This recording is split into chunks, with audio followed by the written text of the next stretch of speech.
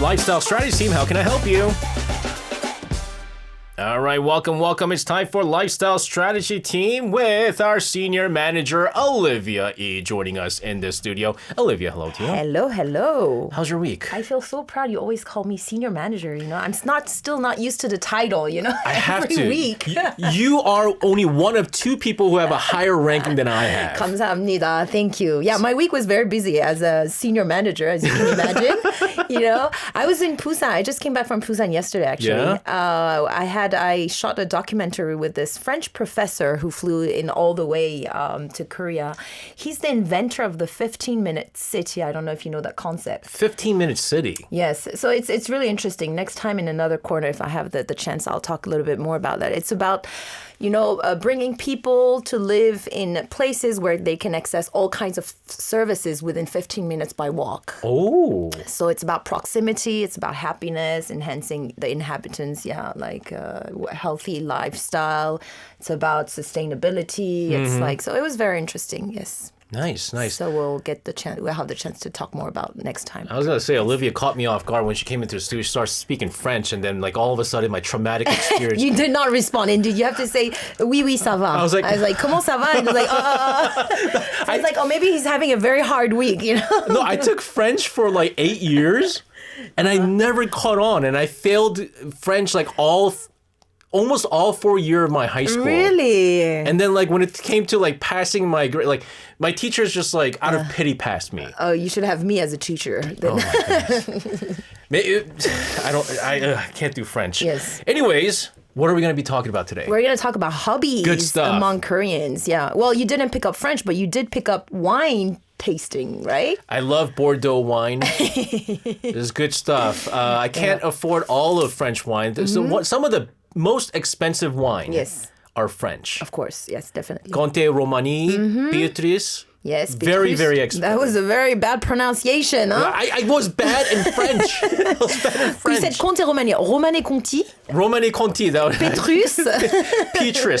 Petrus. Yeah, those bottles are up to $10,000 and more. It's very expensive. Especially the ones that are at auctions. Yeah, definitely. So we're not going to talk about the expensive hobbies that I can't pick up. We're going to talk about the daily, soft and nice hobby that are good for your health. What's your hobby? Sports. Oh, that's good. That's a good hobby. Sports, definitely. Yeah. You like watching baseball, right? Do you like playing baseball? I used to play baseball. Okay. But I dislocated both my shoulders. Oh, and I can't throw the ball anymore. How that? With the kids, you were... No, it was just playing baseball. While playing baseball, I got hurt. And then it was just not anymore. I go to the gym, but you can't tell I go to the gym. That's just but that's because my other hobby is the wine, which balances, just kind of evens everything out. Why the exercise? What is it about exercising that you love so much? For me, I think I got really influenced by my parents. My father used to be a former professional tennis player in Korea. And then my mother, she's retired now, but she teaches yoga. She's been practicing yoga for over 60 years. Oh my so I think it's in the blood. Mm-hmm. But what I like about sports, it's not really... the fact that it's good for your health, you can do diet and everything. It's just really it brings happiness for me. So it's not I don't do crazy workout where I sweat and everything. I just in the morning, Saturday morning, I put the music on. I was like, everybody dance now. So and the kids are coming out and we dance together for 5 minutes and that's how we start the day. It just brings you so much energy. And that's what I like about that. I need to sweat. Yeah. I need to sweat. That's what I do in the mornings. I gotta sweat out the wine and stuff like that. It just feels good the rest of the day, Definitely, right? Yeah. But let's talk about Korean hobbies. Yes. Right? What do you think about Korean hobbies, from what you've seen around you? Well, among my friends and what I've seen in Korean society is the hobbies are I feel it's very segmented, among the young generation, the older generation. You have hobbies for ajumas, ajashis, it's pretty much divided into... And then you have the ajuma and ajashi hobbies. Which is hiking. Mountain. We all know that, right? With those outfits, right? They buy all these, all these gears. That's the thing about Koreans. When they get into a hobby, they spend so much money. So and from much. head to toe. You know, they have the hats and they have the backpacks. And you see them in, subway, they're in the subway because you have so many mountains around Seoul. You know, we have Umyeongsan, actually, basically right here at near ARIRANG station. We have all these. I used to live in Seoul National University. We have Gwanaksan over there. You know, so many accessible mountains, and even I live in a place where I just open the door and we're behind it's a mountain, right? Yeah. So you keep on seeing those old people, having those nice walks in the mountain. But for young people, I feel like, especially for 30s, 40s, it's just about going out. It's not much about like, they like probably working out and everything, but it's just going out in general. Pilates, I've been seeing that a lot. Pilates is part of the trend. Hot yoga used to be a trend. I heard about that. Flying yoga? Flying yoga too, absolutely. But I feel that those kinds of hobbies are the hobbies that are linked with the trends. It's not really, there are sustainable businesses of those kind of, like CrossFit, for example. It was very popular back 10 years ago, I think, when it just, in the U.S. it started. People would not stop shutting up about them being in CrossFit. 6 a.m. My husband did CrossFit for 2 years, 6 a.m. It works though. It does work, but I heard that people who invested in CrossFit facilities, it became very difficult. Yeah. But in Korea, I feel like leisures and hobby is very much linked with a certain trend, which makes it not very sustainable for the people who invest and who decide to become kind of professors and get certificates to teach. You know what I think? What changed a lot after the COVID pandemic is also other new hobbies that started popping up. I never thought Korea was a big camping country. Oh, it is. But it should be. Like, the whole time I was thinking, it should be. Because there's number one, there's so many mountains. Yeah. There's so many parks. And then it never picked up until, but then once COVID came. Everybody started, People want kabak. What is it, kabak? Kabak? Kabak? I never heard that. It's like when they use on the car. Oh, instead of a tent, they used. Probably. There's Hokang, so I guess there's probably kabak. My husband wanted to go camping. I said, no, we're not going because, it means that I have to prepare a lot. Yeah. The food, you have to pack so many things, and it's not very. If you can go every weekend, it's good, right? But there's so many things going on with the kids. You cannot go every, my father-in-law has a camping car, right? But he goes really regularly with his friends. So he goes fishing, they go scuba diving and everything. So that it's okay. But if you want to buy all that and just go twice a year, 3 times a year, you just rather go to those camping sites and that has everything prepared. I was, what is it? My wife was like, how come we never go camping? Right? And I said, number one, we can't go camping because you're deadly afraid of insects. Even the smallest insects, you're always screaming. So number one. Yeah. Number two, I'm not very good at assembling things. Tents and everything. I can't do any of that stuff. Okay, so the good thing is you need to go with people who already have all these, the tents, everything prepared. The interesting thing about camping as a hobby is I know someone who was so into camping and actually she found her husband through that. Yeah. And then all they did during their honeymoon stage was go camping every single weekend, right? It's a good way of dating. It's a very... Kids came. Yeah. That hobby's gone. Ah, right. Okay, that hobby's gone. When kids get older, I think you can do camping again. But when they're too young, it's quite dangerous because you have to, there's lots of rocks everywhere. But that kind of hobby. And also during COVID, golf and tennis.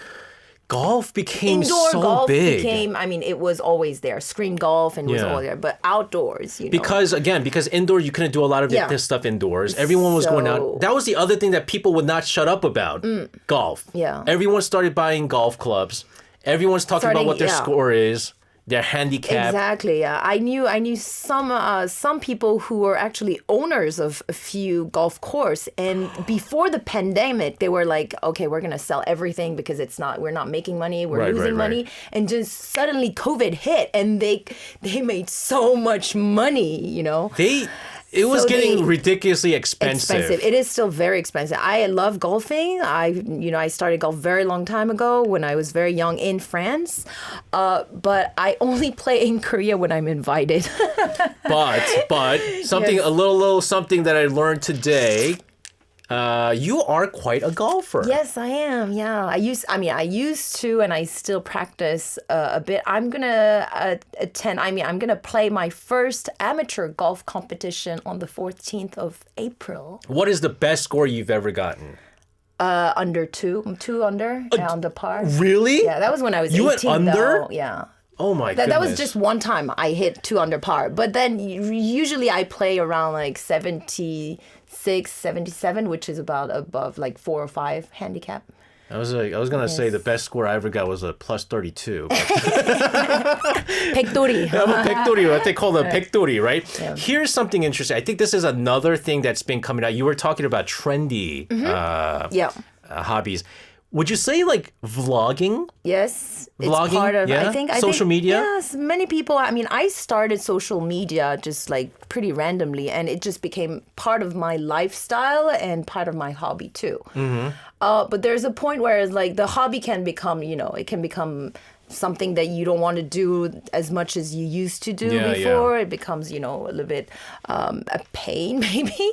But I definitely think that some people, they really enjoy going and presenting new places, traveling and showing to other people, that You could even monetize from that. So, I Yes, mean, that's a of plus. course, yeah. Like my wife. For many content creators, when they have all these advertising, and you can do that on YouTube, on Instagram, I think a little bit less, but TikTok, I heard that it was like it was a pretty massive. They spend a lot of. They get sponsored a lot, like paid sponsorship. Yeah, so like my wife started doing. She wanted to be she did it as a hobby. Yes, and so usually that's how it starts. Yeah, and so she was like she was doing this like kind of like a mom influencer kind of a yeah. stuff. And now she's actually making money. Wow, nice. She's getting sponsors and she's like selling all these like stuff that's good for kids and she's and soon she's going to be making more than you. You're going to be able to retire and look after the kids. I dream. You dream about that? I dream. If you're listening, please, please, at least take one of my jobs away. I'm working 7 jobs. At least take one of them away. Yeah. I feel like, we have one of our listeners, Chris Rhodes. He's got a full-time job. Yeah. Oh, he does CrossFit.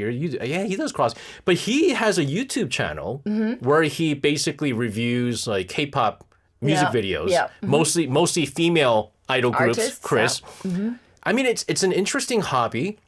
And I don't know if you're monetizing from this, but that's another thing, right? You have a full-time job and you just enjoy doing stuff. Yeah. Whatever content it may be, right? Yeah, absolutely. I think it's as long as you find your own pleasure and then other people find your contents interesting. It's a win-win, Faz over in Malaysia says, is archery not as big of a hobby as golf? I haven't seen anyone really hyping up archery even nearly as much as they hype up golf. Well, Koreans are good at archery in the Olympics. Yeah, they are. But there's not a lot of places. I've never seen many archery places, actually. Well, they do, the dart. And like pubs. Yeah, a lot. There's a archery place near my house, but what was it? The last Olympics, I know that when they swept the gold, there was like a boom. Kind of a boom, yeah. But when you have to buy it's really expensive. Yeah, those are like tens of thousands of dollars. Fencing too. There is a boom, but it is actually very expensive. Yeah, so that's why I don't think it's picking up. Like golf, I know it is expensive to go to the golf course and things like that, but when you have like cheaper options to do, it's more approachable. Yeah. Olivia, we have some interesting comments? Comments and hobbies coming out. Disobedient Space Whale over in Newcastle says kites, flying kites. Yeah, that's a good hobby. I heard there's like competitive kite kite fighting. Yes. Like competitively. You fly it and you fight using kites. Oh, you hear about this? Interesting, yes. Let's see. We had, who was that? I just read something. Bronte, is that how you Bronte. Bronte. Horseback riding. Definitely, yes. That's an expensive. This is a very expensive hobby. I mean, here also in Korea, and you have to drive quite far to go to these places. Yeah. Chris Rose, who I talked about with that YouTube channel that he has, he says, I do videos on copyrighted music and videos, so that's a big no-no on YouTube. So I do it for fun. So he doesn't Just for monetize. fun. Yes, yeah, of course. That's a hobby. Yes, for fun, definitely. That's a hobby. Disobedient Space. So you got a YouTube channel too? I got 4.7K subs, nowhere near 4,000 watch hours, so no money for my videos, sadly. Really? You gotta tell me what that is. I'm gonna check it out. And my children, their hobbies, it changed. Like I feel it changes every week. So now my son, he loves just picking up stones. And last time he came with all his pocket all full of stones. I was like, what are you gonna do with that? He's like, I'm just gonna sell it. I want to make money. I was like, what do you mean? I'm gonna find the diamonds. I'm gonna cut it into. Oh my gosh! At least it's not an expensive hobby. No, but the worst thing is that he forgot to take it off from his jacket, and then it just went into the washing machine. Gosh. And my husband came out and he's like, what did you do? There's rocks everywhere in the washing machine. I mean, so he got into trouble. Okay. Yeah, he got into trouble. It could have been a very expensive hobby. Exactly. No, but and the hobby right before that I used to do was flying paper airplanes. Yeah, so he used to go. Yeah, it was a fun one. So he went into this very detailed technique, and my husband bought him a book like how to fold like properly the airplanes, and he was flying it pretty far. That's the thing with that's the thing with kids is that their hobby changes so quickly, all the time. Yeah. And so like 종이 접기, like the origami. Cheap. Yeah, they like that. Polina says astronomy. Looking at the stars and stuff like that. Yeah, definitely. That's a fun one. Yeah. Here's a question for you. I forgot where I read this from, but there was a survey that they did on Korean wives. Yeah. Right? They asked, what are the hobbies that you never want your husband to do? 3 most hated hobbies for the husband. Top 3. Wow, what would that be? Number 1, watching games on TV and having a beer or something. No, that's not a bad hobby. That's not a bad hobby. Well, yeah, not a bad hobby. Number 1. Drinking? Number 3. Okay, I'm going to go 3. Yeah, go ahead. I have no idea. Number 3 was actually, you were very close. Not watching, but video gaming. Yeah, video gaming. I hate that. My husband, I fought so many times with him because of that. Oh my gosh, you know what happened? I don't know if I should open this. I was so mad at him. I took his PS4 and I brought it to my in-laws and I said, no more of this. Oh, at least you gave it to them. I thought you were going to throw it away or break it or something like that. But the worst thing is they realized that I got mad because of that he was doing that kind of thing. I was like, my son is never going to change. He started in high school. I got into many fights with him, and now it's your turn. I was like, okay. Oh my goodness. Yeah, now he's good because he's taking care of the kids, right? So your husband got number 3. Number two, fishing. Oh, fishing, 낚시. Fishing, because they're out all day. But golf is there all day too. Golf is out there all day, but... So my husband hates when I go golfing because he has to take care of the kids. So I can only go when the kids are at school, which means I have to take a day off from work, use my holidays to go there. So this is one of the reasons I stopped playing Korea. First, it's very expensive, and then second, you don't have time. Yeah. Number 1. Number 1. What's the number 1 most despised hobby? What would that be? And I this caught me off guard too. Fishing and... There was fishing, gaming, right? Yeah. Number 1, cycling. Oh. You know why?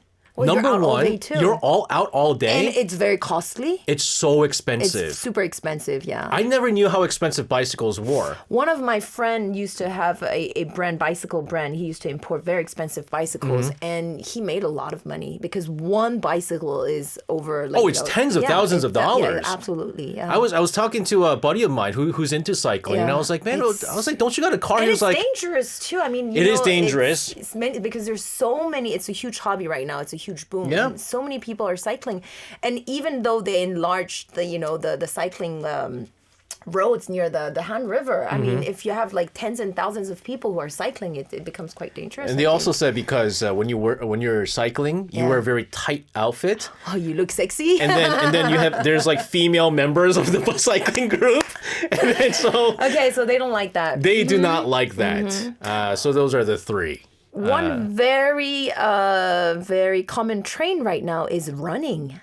Running became super popular these days. Running is the a very weather good... is super bad right now. The air pollution is super bad. But would you be against your significant other from taking part in running hobbies? Because it doesn't take as long, I think. well, running is good. I think running is okay as long as the air is good and you're not harming your health. I was watching people. I was driving towards Namsan today, and I saw people running. I was like, the air quality is just so terrible. They're harming their health more than they're getting healthier, right? But I think running became a huge trend right now. But the gears are so expensive. You have to buy the shoes, the marathon shoes. Yeah. You know how Korean they're like.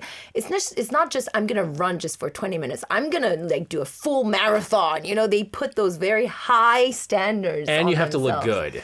And you have to look good. You have to look good, Yeah. right? I mean, you have like all this socks, and Yeah. it's up there. That's one thing about Koreans is when they get into hobbies, they go all in on the equipment. Yeah. The first thing they buy all the equipment. My husband's like that. It's very hard to make to change. When I played baseball, I used to get customized baseball gloves from Japan, and each glove would cost about like $600, and I had like 10 of those.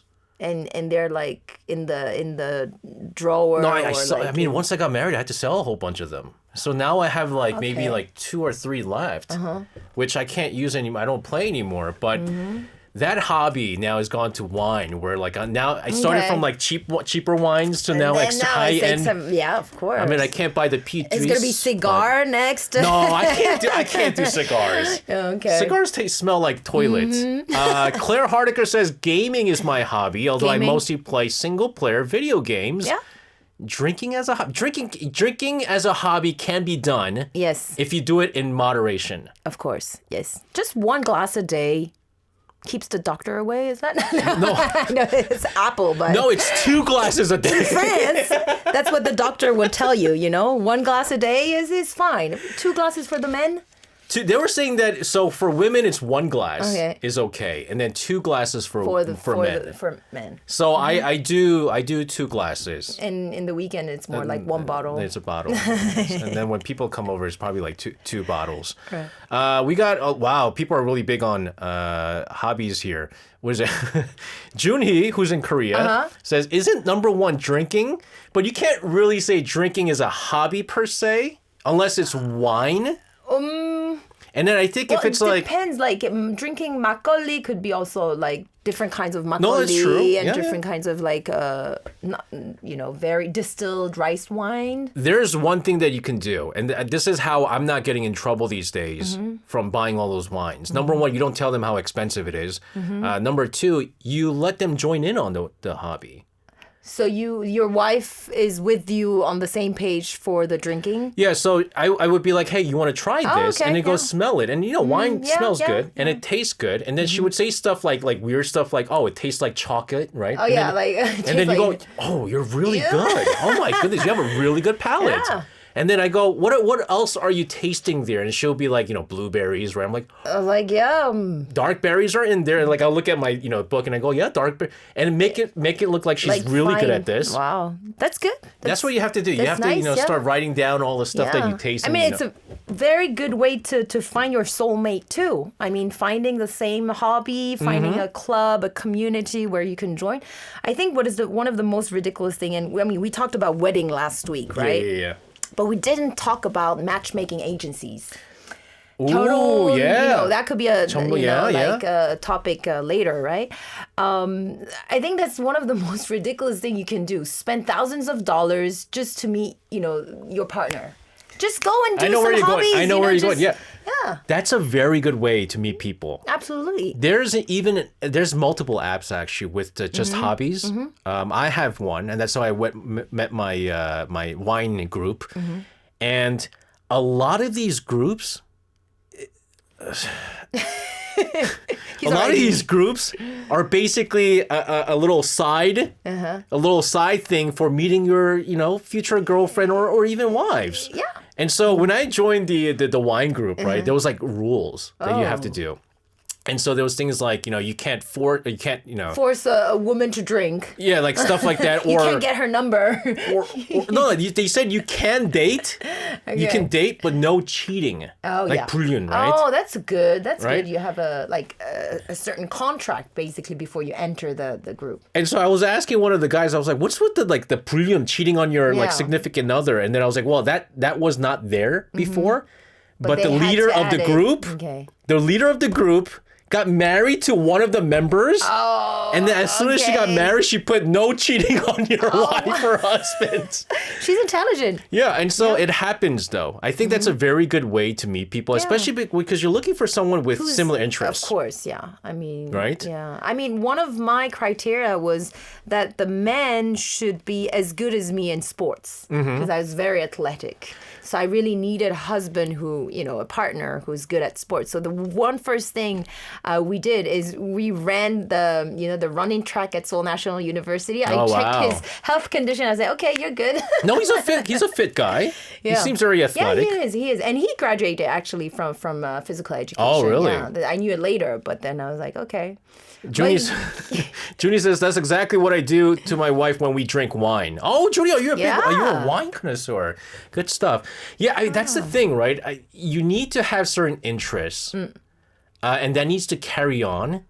But I also feel like even when you're married and you have kids, it's important to find hobbies that you can do together. Together, of course. Because when you're married and you have kids, and then all your basically time and effort and all the dedication, a lot of that goes to your kids. Yes, it does, yeah. And then you lose sort of that time together. And one thing that you could do is hobbies. Yeah, and traveling together. I mean, going winter vacation, skiing together, doing a new sports together. I mean, that's really it's part of a new lifestyle. Yeah. Olivia, you have something interesting here that I want to talk about because we're saying how Koreans really go at it when it comes to hobbies. Yeah. You have some statistics or numbers on how much Koreans spend on hobbies. So yes, I did do some research. So the generation that spends the most is those in their 20s and 30s. This is why I truly consider that there needs to be more financial support to that generation. Yeah. So the government, whether it's the government, whether it's some institution, public services, I think it's very important because that's when you really need to learn things and know more about people, exchange. And most of these hobbies that kind of enlightens enlarges your brain and your mindset are the ones that are actually quite expensive. Yeah. So like the high culture. Yeah. Operas or ballets or things, the theaters, musicals, things like that, and these are like very expensive tickets, is a very right? expensive, It's a big financial burden. So that's about 9% of their monthly consumption. That's not bad. It's not too bad. I mean, depending on also how if the city where you live is very expensive, how much budget allocated you have for that. And for the 40s, they're spending about 7%. But I mean, the 40s, 50s, 60s, they do mountain hiking. So I don't know if they spend that much money on that. I'm trying to think how much money I spend on my hobby. I spend a lot for my children, actually. I spend a lot of my, to develop my children's hobby. Yeah. But now I'm more about dancing, just putting on the music and then I dance. See, our producer is arguing that for hiking it costs a lot because you have to buy the shoes. But then it's like a one-time thing. But that's so Korean. It's so Korean because, when my husband started, what was it? I think it was CrossFit. I was like, why do you have to buy this brands called Rogue or what? Yeah. I don't know. Like I was like, because everyone else is wearing it. That's why. It's like, why do you have to buy outfits from the CrossFit Center? Those kind of things. I was like, you just put a random T-shirt. It's a French mindset though. You don't need to buy new tennis shoes or new shoes to do any kind of new sport unless it's like mountain climbing, like rock climbing, those things where you really need, those technical. No, there are certain things that, the more you spend, like bicycles, right? Yeah. I mean, like it's lighter and stuff like that. What is it? Wine, expensive wine does taste better. I'm going to be honest with you. But there are certain things where like you don't have to spend a lot of money. Yeah. And so you can argue again, even with running. Running could arguably be one of the cheapest hobbies because all you need is sneakers. But I heard that actually when you run a lot, you need to change those sneakers really, really. Like I think if the you run, cushioning, yeah. if you run even half a marathon, you Yeah. just throw away the sneakers. You Really? can't, yeah. It's like if you run like it's 42.1. 9 something. Yes. The marathon. Even if you run half of it, they have to throw it away. Olivia. What? Chris Rose says, I'm sitting here with a Rogue shirt on. He does CrossFit. Okay, welcome to the club. I have to introduce you to my husband then. Huh? Oh my goodness. Yeah. Okay, Indra says, try a couple hobby, but you are alone. That's the worst. I mean, again, Yeah. there's a lot of single hobbies. You don't have to be a couple and do all this stuff. But here's the thing. I mean, hobbies in general, we talk about how Koreans are so busy with a lot of this stuff. They're so, focused on work. Yeah. But you need that escape. Of course, you definitely need that. And whatever escape it might be, that hobby, even having one hobby, at least have one hobby. Yeah. Yeah. Just after, putting the kids to bed, that at home, you're in front of, whatever TV drama or I don't know, a book or something that is interesting. Just take time for yourself. And that's you at least need 30 minutes per day. Yeah, and you talked about that on the first show. You really need this. It's very important. All right, Olivia, thank you very much. I also want to thank all of our listeners out there for sharing with us all of the different hobbies that you enjoy. Have a fantastic rest of the week. We'll see you again next Wednesday. Thank you. Bye-bye.